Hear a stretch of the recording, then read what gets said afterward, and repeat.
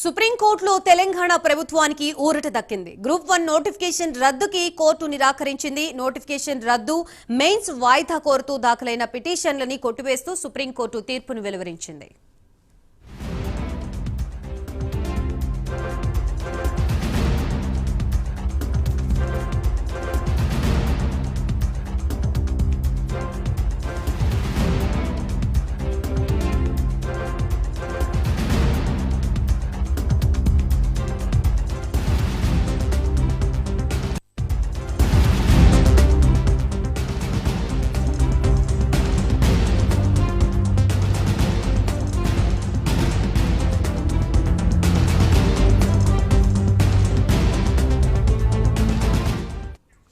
సుప్రీంకోర్టులో తెలంగాణ ప్రభుత్వానికి ఊరట దక్కింది. గ్రూప్ 1 నోటిఫికేషన్ రద్దుకి కోర్టు నిరాకరించింది.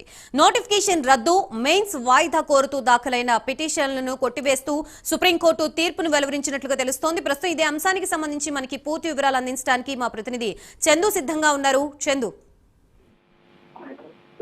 సుప్రీంకోర్టులో తెలంగాణ ప్రభుత్వానికి ఊరట లభించింది. Telangana group 1 mains line clear అయింది. తెలంగాణ గ్రూప్ 1 నోటిఫికేషన్ రద్దు కుదరదని కూడా సుప్రీంకోర్టు తేల్చి చెప్పింది. గ్రూప్ 1 నోటిఫికేషన్ రద్దు, మెయిన్స్ వాయిదా కోర్టుకు దాఖలైన పిటిషన్ కూడా సుప్రీంకోర్టు కొట్టివేసింది. 2022 గ్రూప్ 1 నోటిఫికేషన్ పక్కన పెట్టి 2024లో కొత్త నోటిఫికేషన్ విడుదల చేయడం చట్టవిరుద్ధం అంటూ కూడా తెలంగాణ హైకోర్టులో పిటిషన్ దాఖలైంది. అయితే 2024 గ్రూప్ 1 ఫిలిమ్స్ పరీక్షల్లో కూడా 14 తప్పులున్నాయని మెయిన్స్ వాయిదా వేయడం కూడా అభ్యర్థులు కోరారు. అక్కడ తిరస్కరించడంతో సుప్రీంకోర్టును ఆశ్రయించారు.